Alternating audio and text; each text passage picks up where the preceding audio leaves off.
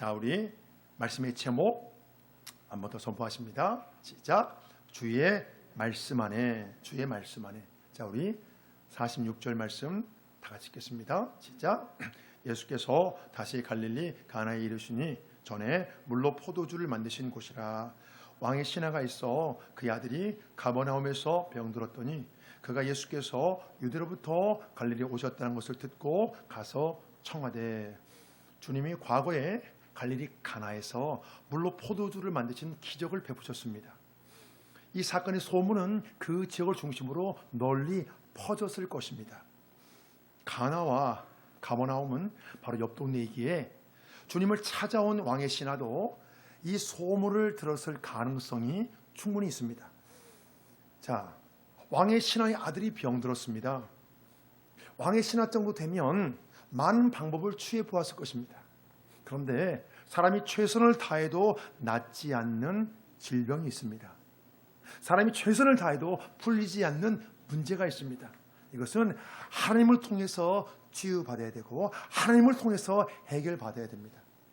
사람이 최선을 다해도 어려운 일은요, 하나님을 통해서 인도함 받아야 됩니다. 질병이 치유되는 문제는요, 단순히 병이 낫는 문제가 아니라 생명과 관련된 문제입니다. 질병이 치유되려면 사람의 몸속에서 수많은 생명들이 다시 깨어나야 합니다. 수많은 생명들이 다시 살아나야 됩니다. 그래서 질병을 치유하는 것은 결국 생명을 살리는 역사입니다. 사람의 모든 질병을 치유하신 주체는 하나님이십니다. 오직 하나님만이 죽었던 생명을 다시 살릴 수 있습니다. 생명을 지키는데 꼭 필요한 사람의 면역 체계도 창조주 하나님이 만들어 놓으신 것입니다. 제가 공부하는 과정에서 한 학기 동안 면역학에 대해서 공부한 적이 있거든요. 정말 놀랍고 신기하더라고요. 면역이 없으면 사람들 다 제대로 살지를 못합니다. 그런데 하나님께서 몸에 자동 시스템을 다 만들어 놓으셨어요. 그래서 면역 체계가 작동할 수 있도록 하나님 그렇게 하셨습니다. 이 땅의 모든 생명은 하나님께 속했다는 사실을 분명히 인식해야 합니다. 지금 주님은 갈릴리 가나에 계십니다. 그런데 30km 이상 떨어진 가버나움에서 왕의 신하가 찾아왔습니다. 자신의 아들의 병 치유를 간청하기 위해서입니다. 자신의 자녀가 병으로 고통받으니 마음이 얼마나 간절하겠습니까? 우리가 이것처럼 간절한 마음이 없는 거예요. 내 사랑하는 가족이 병으로 고통받을 때 이것처럼 마음이 간절할 수가 없습니다. 그런데 주님은 마음의 간절함보다 믿음을 더 중요하게 보신다는 것입니다.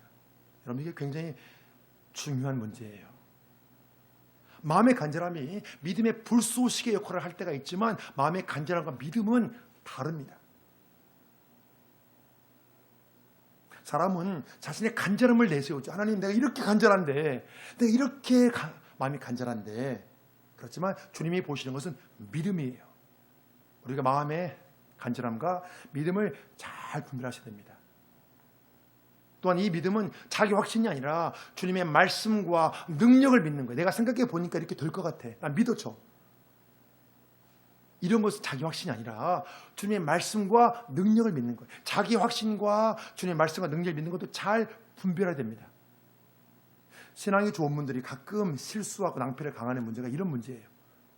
난 이렇게 하면 될 것 같아. 이게 내 마음에 확신이 생겼어. 근데 그게 자기 확신이란 말이에요. 자기 확신이나 믿음하고는 다릅니다. 믿음은요, 주님의 말씀과 주님을 믿는 거예요. 주님을 믿는 거예요. 주님 말씀을 믿는 것이고 주님의 능력을 믿는 것이고, 믿음은 거기 출발합니다. 마음의 간절함도 믿음이 아니고 자기 확신도 믿음이 아닙니다. 자, 왕의 신하는 예수님이 특별한 분이신 것을 알고 있었습니다. 주님이 죽어가는 자신의 아들을 살려낼 수 있다는 것을 믿었기에 30km가 넘는 거리를 달려온 거예요. 자, 47절이요.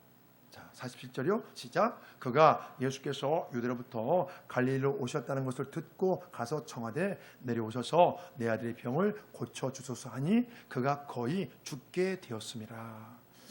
자, 성경 본문에서 왕의 신하라고 표현한 것은 상당히 높은 고위 관리라는 걸 뜻합니다.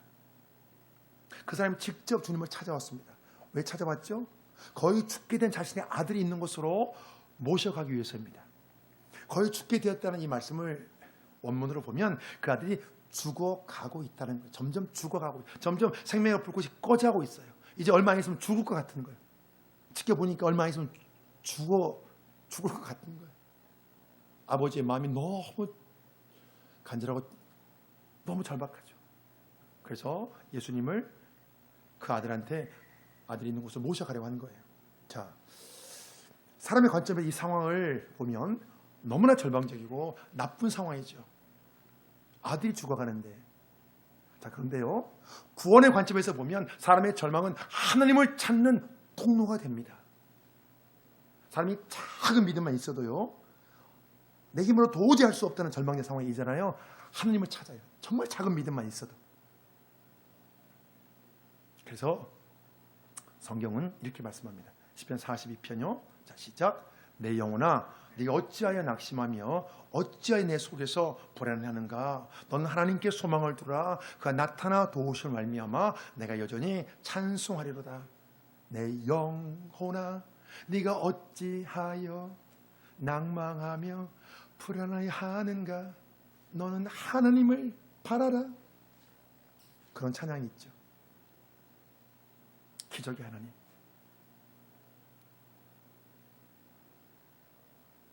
대부분의 사람들은 특정한 상황에서 자신의 한계를 느낄 때 낙심하며 절망합니다. 이게 우리의 마음이죠. 이 왕의 신하도 죽어가는 아들을 지켜보며 절망의 감정과 부탄이 싸웠을 거예요. 얼마나 마음이 절망이 될까요? 아들이 죽어가는데, 내 사랑하는 사람이 죽어가는 모습을 볼 때 얼마나 마음이 낙심되고 마음이 힘들어요.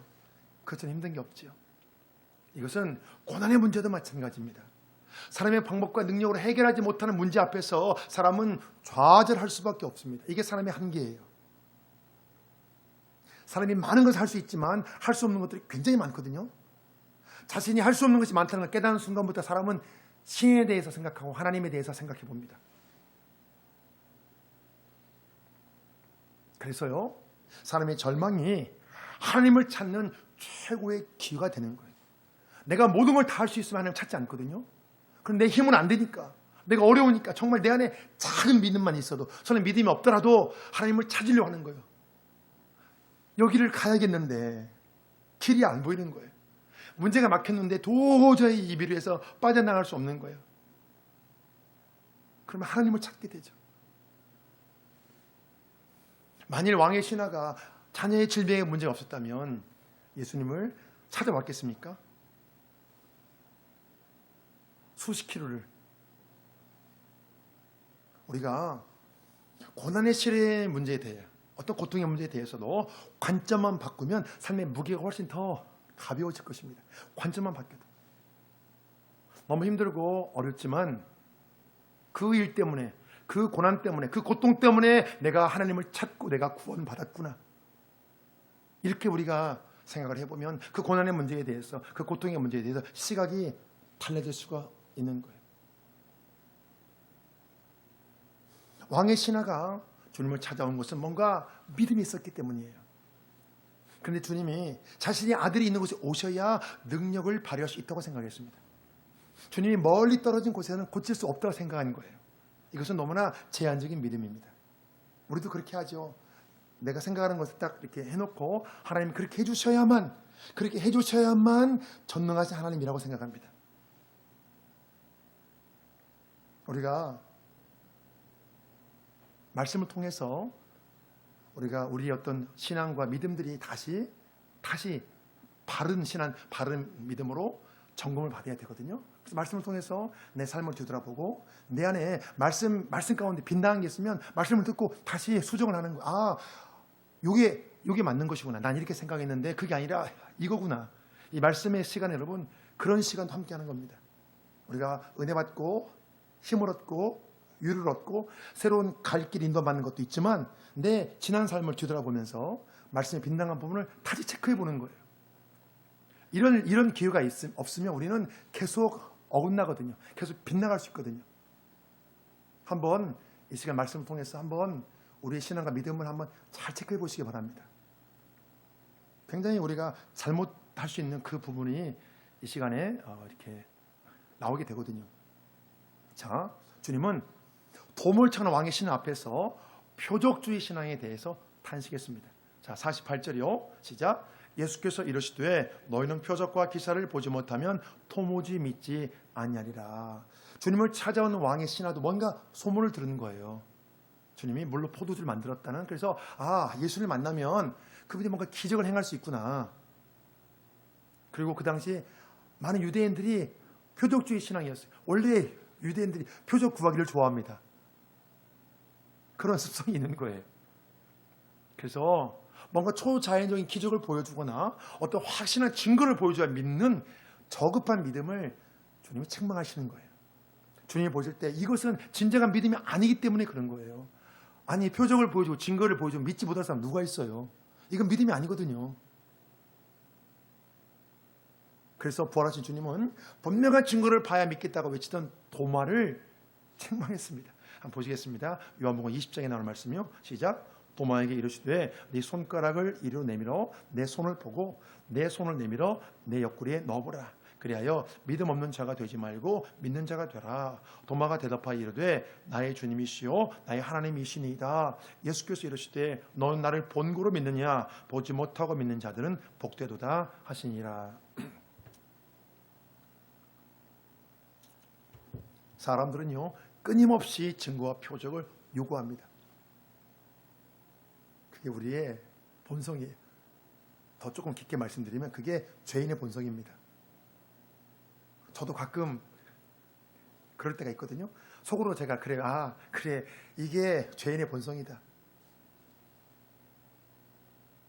하나님께서 하시면 이렇게 해주셔야 되죠. 우리는 그런 게 있단 말이에요. 증거와 표적을 자꾸 요구합니다. 끊임없이. 하나님 그도 그렇게 많이 하나님께서 보여주셨는데 또 요구해요. 또. 이것은 주님의 제자인 도마도 마찬가지예요. 다른 제자들이 주님의 부활하심을 말해도 내가 직접 보고 내가 봐야 돼. 내가 확인해야 돼. 내가 봐야 돼. 그래야 믿겠다는 거예요. 그런데 주님은 증거를 요구하지 않고 믿는 자들이 복되다고 말씀합니다. 주님은 부활하시기 전에 자신의 부활에 대해 계속 말씀했잖아요. 내가 죽으니 살면 부활하리라. 그래서 심지어 요나의 표적도 말씀하시고,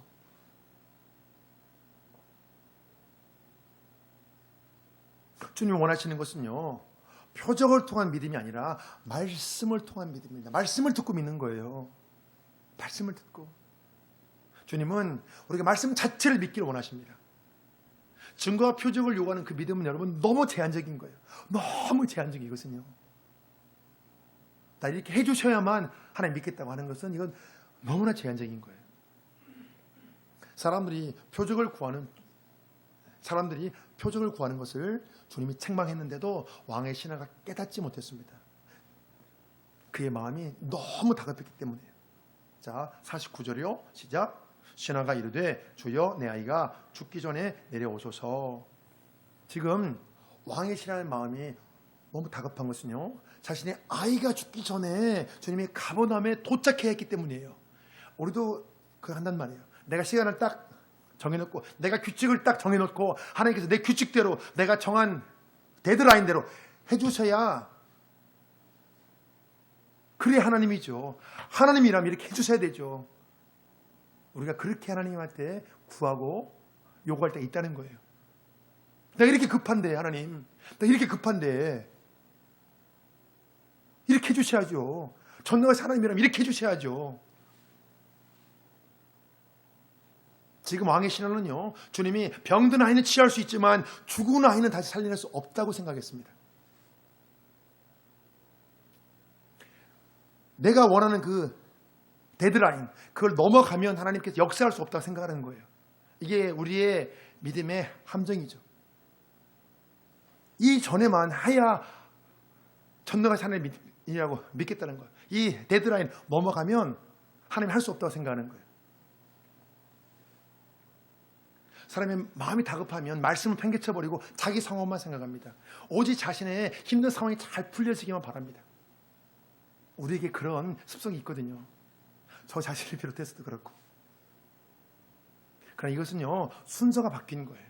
우리가 상황이 다급할수록 차분하게 잘 생각해 보셔야 돼요.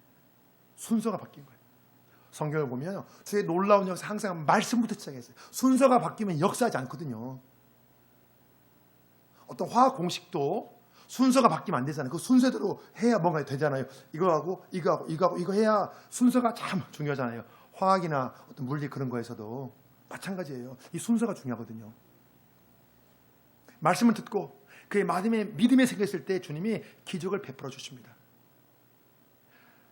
이 질서가 참 중요해요. 그래서 기적은 말씀과 믿음의 결과라고 말할 수 있어요. 이게 굉장히 중요하거든요. 우리 한번 따라서 선포해 봅니다. 기적은 말씀과 믿음의 결과다. 한 번만 더 해보실까요? 여러분 기억이 남게 하기 위해서. 기적은 말씀과 믿음의 결과다. 네. 기적을 구하는 게 잘못됐다고 지금 그걸 말씀드리는 게 아니에요. 이 순서가 중요하다는 거예요. 기적만 구하는 게 문제는 기적만. 당연히 기적의 역사가 있죠. 성경을 보면. 근데 우리는 말씀과 믿음을 팽개쳐버리고 그냥 기적만, 오로지 내 원하는 표정만. 전 이걸 지금 말씀드리는 거예요. 성경을 보면 귀신 때문에 고통받는 한 아이를 그의 아버지가 주님 앞으로 데리고 와서 이렇게 말했습니다. 무엇을 하실 수 있거든. 만일 주님이 능력이 있다면 우리를 불쌍히 여기서 도와주소서. 이 말씀을 듣고 주님이 그의 잘못된 믿음을 바로잡아 주셨습니다. 자, 마가복음 9장에 나올 말씀이요. 시작. 예수께서 이르시되 할 수 있거든이 무슨 말이냐. 믿는 자에게는 능히 하지 못할 일이 없느니라 하시니 곧 그 아이의 아버지가 소리를 질러 이르되 내가 믿나이다. 나의 믿음 없는 것을 도와주소서 하더라. 사랑하는 여러분, 이 믿음이 굉장히 중요해요. 결국은 요새 사람들 굉장히 마음이 많이 겪는 이 마음의 문제, 정신의 문제도 결국 여러분 믿음의 문제예요. 이게 믿음의 문제예요. 제가 왜 그런지 제가 쭉 설명해 드릴게요. 말씀을 끝까지 이제 듣게 되시면 다 이해가 되실 거예요. 이게 여러분 믿음의 문제예요. 결국은 주님의 책망을 듣고 그 아이의 아버지가 마음을 바꾸었습니다. 마음을 바꾼 거예요. 내가 믿나이다. 나의 믿음 없는 것을 도와주소서. 믿음이 들어가면 마음이 바뀌어요. 마음이 바뀐다니까요. 그의 말이 바뀐 것은 그 속에서 마음이 바뀌기 때문에 그래요. 주님 말씀을 듣고 그 마음 속에서 새 믿음이 창조되었어요. 새 믿음이 창조되면 마음의 병, 정신병 끝나는 거예요. 이게 안 되니까 힘든 거예요. 이게 안 되니까. 새 믿음이 창조되면 마음의 병 문제는 한 방에 해결되는 거예요. 하나님께서 이 믿음을 만들어 주시면 염려, 불안, 낙심, 걱정이 끝나버리거든요. 이게요.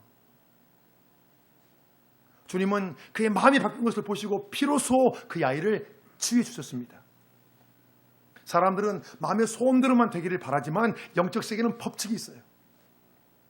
오늘 성경 본문 역시 기적이 발생하는 중요한 원리에 대해 잘 설명해 주고 있습니다.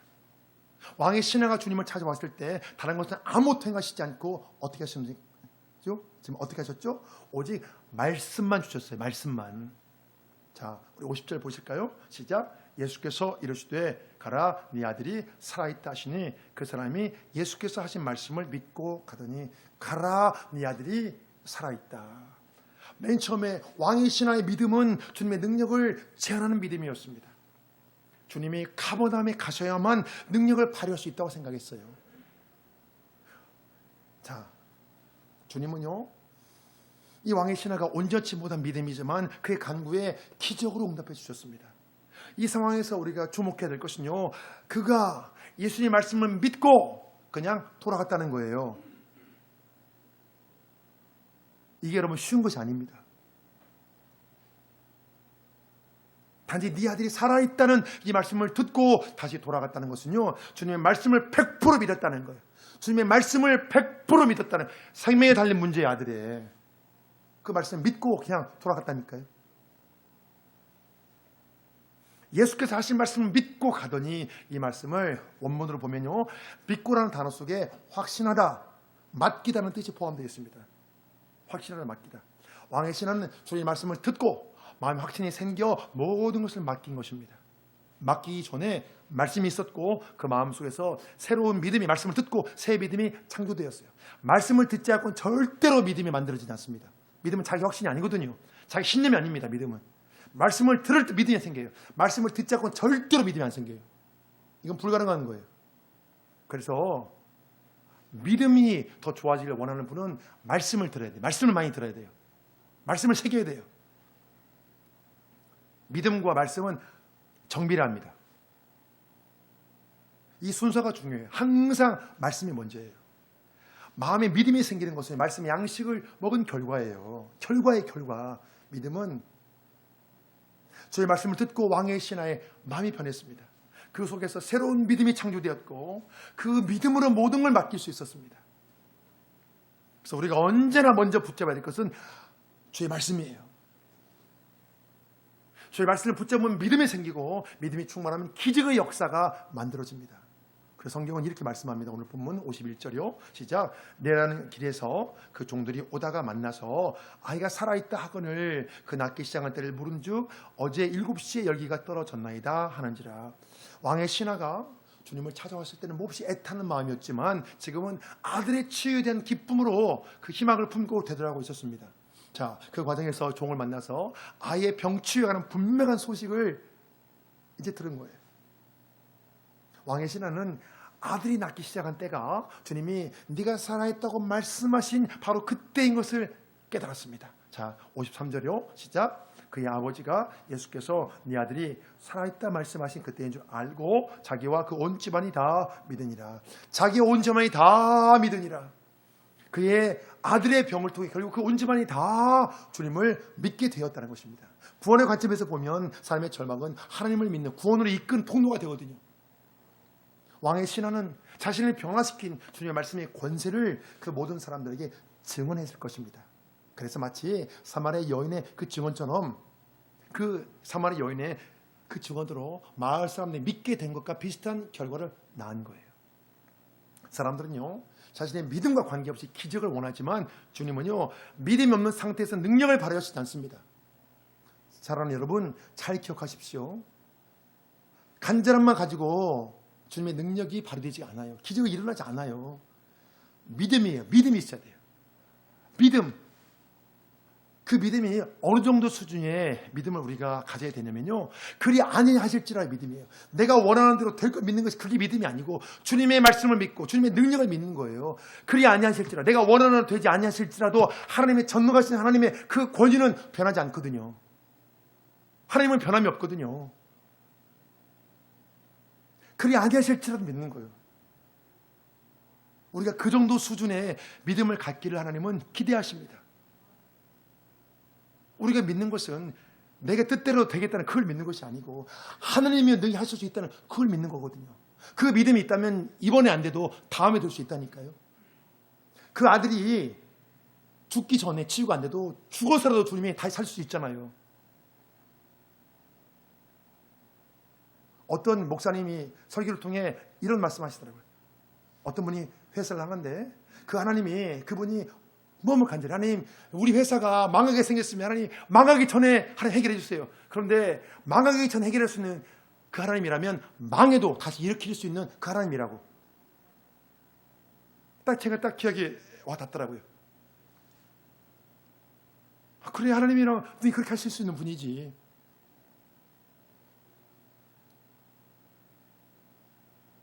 그래서 주님은 믿음 있는 상태에서 기적을 베풀어 주시기 때문에 우리가 성경을 보잖아요. 그럼 때로는 그 사람 믿음이 없어요. 그럼 말씀을 통해서, 대화를 통해서 새 믿음을 창조해 놓으시고 기적을 베풀어 주십니다. 성경을 봐보세요. 그렇게 하세요. 대화를 통해서 믿음이 없는 것을 주님께서 뭐라고 하세요? 믿음이 작은 자여, 이렇게 책망하시고 하나님 주님이 다행히 말씀하십니다. 그렇게 하시고 대화를 통해 그 사람 스스로 믿음이 없는 것을 깨닫게 하시고 그 사람의 믿음이 만들어 놓으시고 그 다음에 새로운 역사를 일으켜 주십니다. 이 법칙은요, 오늘 성경 본문에서 동일하게 적용되었습니다. 가라, 네 아들이 살아있다. 주의 말씀이 선포될 때 꺼져가는 생명의 불꽃이 다시 살아났습니다. 이것은 주의 말씀 안에 생명이 있다는 걸 뜻해요. 성경을 보면 주의 말씀이 선포될 때 죄로 죽었던 영혼이 다시 살아나고, 영혼이 다시 살아나고, 심지어 죽었던 육체도 다시 살아납니다. 말씀이 선포될 때. 사람의 영혼을 살리는 것도 말씀이고 사람의 육체를 살리는 것도 말씀이에요. 사랑하는 여러분, 전 정말 확신 있게 말씀드릴 수 있어요. 제가 완전히 망가져서 죽었던 자라니까요. 여러분 지금 제 모습을 보지만 저는 영혼이 병들었던 사람이에요. 영혼이 병들었던 사람. 그런데 하나님께서 저를 다시 이렇게 세우시고 다시 하시는 거 보고, 그리고 제가 질병으로 오랫동안 고통을 받은 사람이에요. 전 태어나서 지금이 제일 건강해요. 제 아내한테 제가 자주 말하거든요. 내가 태어난 이래 지금이 제일 건강하다. 이 질병이 어떻게 나을까? 내 마음이 어떻게 나을까? 정말 그렇게 염려했던 날들이 너무나 많아요. 그런데 하나님께서 이렇게 저를 다시 만져주시고 다시 안에 치유해 주시고, 성경에 이 역사가 있기 때문에 말씀하시는 것이 아니고 저는 제가 체험했기 때문에, 성경에 나와 저는 제가 체험했기 때문에 저는 확신을 말씀하는 거예요. 사람을 살리는 건 여러분 말씀이에요. 말씀. 하나님 말씀.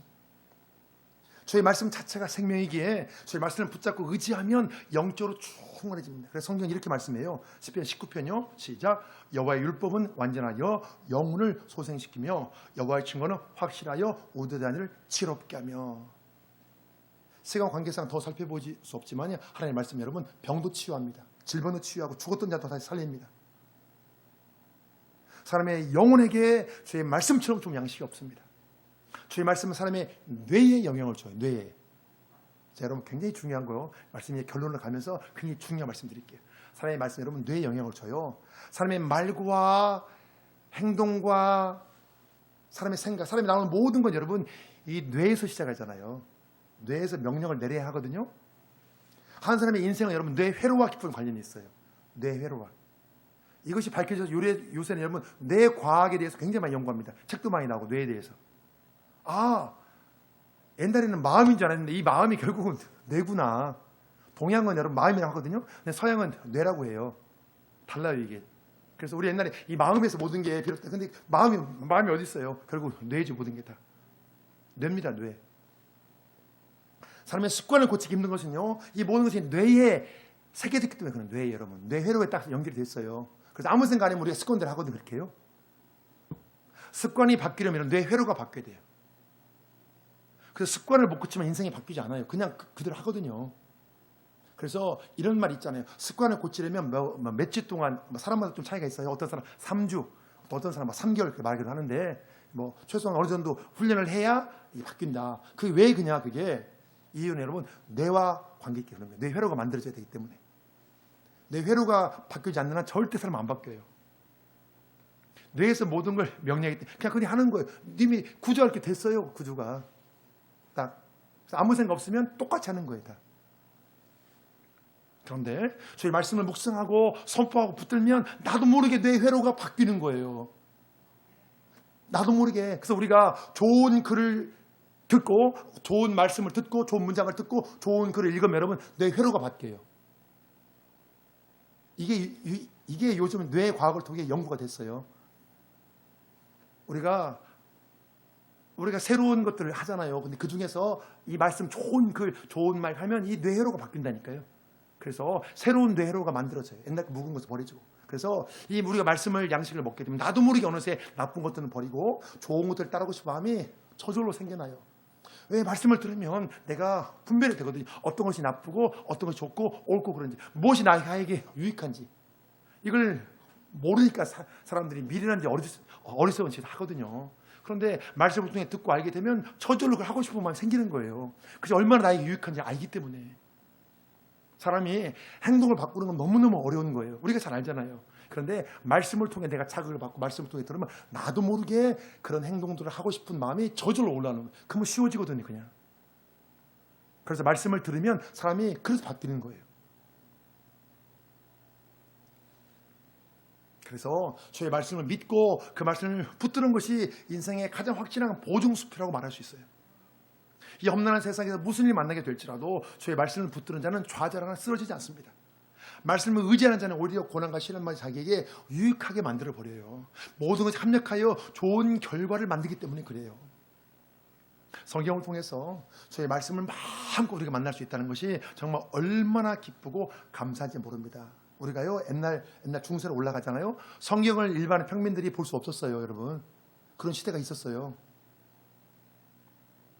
사람의 인생이 팍팍한 것은요 그의 마음속에 말씀이 풍성하지 못하기 때문에 그래요. 우리가 속으시면 안 돼요. 내가 일들이 잘 안 풀리고 내 가진 게 적어서 인생이 팍팍한 게 절대 아니에요. 우리 훨씬 더 못 사는 나라들이 인생의 행복 지수가 훨씬 더 높거든요, 여러분. 사람이 가장 행복하면 부자들이 왜 자살합니까? 돈 많은 사람들이. 절대 그게 아니에요. 성경을 보면 주님도 말씀으로 마귀의 시험을 물리쳤습니다. 말씀으로. 자, 우리 마태복음 4장을 보십니다. 시작. 예수께서 대답하여 이르시되 기록되었을 때 사람이 떡으로만 살 것이 아니요 하나님의 입으로부터 나오는 모든 말씀으로 살 것이라 하였느니라. 주의 말씀을 영으로 양식으로 삼는 자가 복이 있다고 주님 말씀하시는 거예요. 주의 말씀을 사람이 떡으로만 살 것이 아니요 말씀으로 내 영혼의 양식을 삼아라. 그래야 복이 있다. 우리가 하나님의 말씀보다 떡의 가치를 더 귀하게 생각하면 마귀의 시험에서 패할 수밖에 없습니다. 떡의 가치는요 물질이라고 말할 수도 있습니다.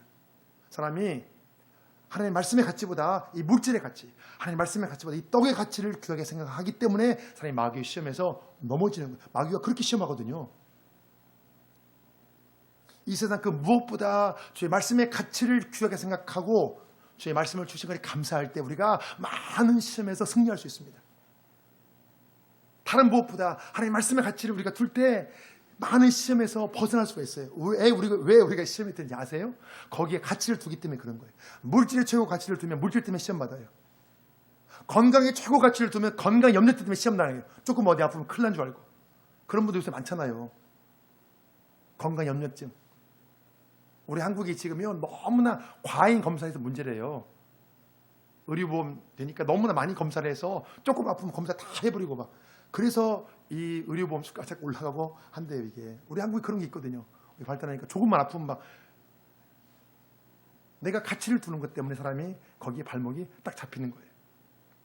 성경 우리가 주의 말씀을 통해서 영적으로 다시 태어나고 영원한 생명을 얻는다고 말씀합니다. 자, 우리 베드로전서 1장 23절이요. 시작. 너희가 거듭난 것은 썩어질 씨로 된 것이 아니요 썩지 아니할 씨로 된 것이니 살아있고 항상 있는 하나님의 말씀으로 되었느니라. 그러므로 모든 육체는 풀과 같고 그 모든 영광은 불의 꽃과 같으니 풀은 마르고 꽃은 떨어지되 오직 주의 말씀은 세세토록 있도다 하였으니 너희에게 전한 복음이 곧 이 말씀이니라. 자, 말씀의 결론을 맺겠습니다.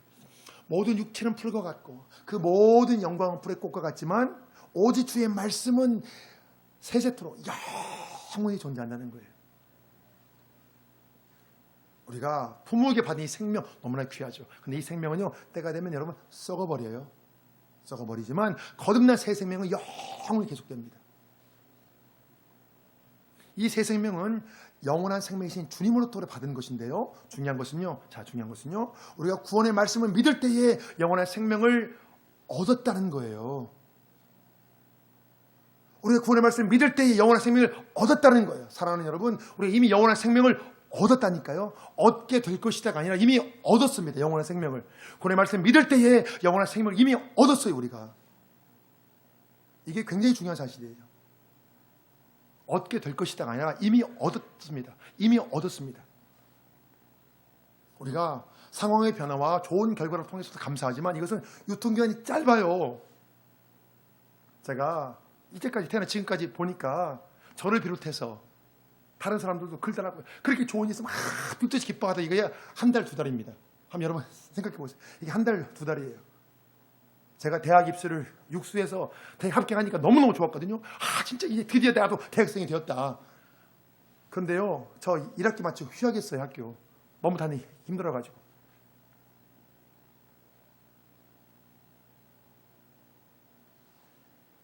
우리가 상황의 변화와 좋은 결과는 유통기한이 짧아요. 사람의 상황은 계속 바뀌잖아요. 계속 바뀌잖아요. 오늘 성경 본문에 치유된 그 아이도 훗날 다른 병으로 고통받을 수 있어요. 내가 이 질병만 하나님 나으면, 근데 이 질병이 나았는데 또 다른 병이 생기는 거예요. 하나님 내가 이것만, 하나님 내가 이거 하나님 내가 이거 하나님 이거 해주세요. 근데 그 문제가 됐는데 그 뒤에 또 문제가 생기는 거예요. 그래서 그런 거 부모님이 말씀하시잖아요. 자녀가 이제 결혼을 못해가지고 우리 자녀 결혼하기만 바랬어요. 근데 결혼하니까 둘이 계속 싸우는 거예요. 또. 그래서 그 문제가 그냥 또 다른 문제가 생기는 거예요. 그러나 이 세상 그 무엇보다 주의 말씀에 우리가 최고의 가치를 두고 살아가면 언제나 변함이 없는 감사를 누릴 수 있습니다. 샘물처럼 계속 솟아나는 이 감사는요, 주의 말씀에서 비롯되기 때문에 그래요. 이 세상 사는 동안 주의 말씀을 붙들고 의지하여 날마다 풍성한 감사가 넘쳐나시길 주의 이름으로 축복합니다. 아멘. 2022년 7월 3일 선포 기도문. 주의 말씀 안에 감사. 주여, 하나님께서 생명을 지키는 데 꼭 필요한 면역 체계를 만들어 주셨으니 감사합니다. 주여, 주님의 말씀을 통해 나의 마음속에서 새 믿음을 창조해 주시니 감사합니다. 주여, 비록 온전치 못한 믿음이지만 나의 간구에 기적으로 응답해 주시니 감사합니다. 주여, 말씀으로 내 속에 새 믿음을 창조해 놓으시고 기적을 베풀어 주시니 감사합니다. 주여, 생명의 말씀으로 사람의 영혼을 살려주시고 사람의 육체도 살려주시니 감사합니다. 주여, 주의 말씀을 통해 영적으로 다시 태어나고 영원한 생명을 얻게 하시니 감사합니다. 회개. 주여, 나의 믿음이 어떤 확신한 증거를 보여줘야 믿는 저급한 믿음인 것을 용서해 주세요. 주여, 말씀을 통한 믿음보다 표적을 통한 믿음을 구했던 것을 용서해 주세요. 주여, 주의 말씀 자체를 믿기보다 증거와 표적만을 구했던 것을 용서해 주세요. 주여, 주의 말씀보다 떡의 가치를 더 귀하게 생각했던 것을 용서해 주세요. 결단. 주여, 이제부터 최선을 다해도 낫지 못하는 질병은 하나님을 통해 치유받겠습니다. 주여, 이제부터 주님은 마음의 간절함보다 믿음을 더 중요하게 보신다는 것을 잘 기억하겠습니다. 주여, 이제부터 절망적인 상황을 만날지라도 하나님을 찾는 최고의 기회로 삼겠습니다. 주여, 이제부터 주의 말씀에 최고의 가치를 둠으로써 샘물처럼 솟아나는 감사를 누리겠습니다. 명령 선포. 사람의 모든 질병을 치유하신 주체는 하나님이시다. 주님이 원하시는 믿음은 자기 확신이 아니라 주님의 말씀과 능력을 믿는 것이다.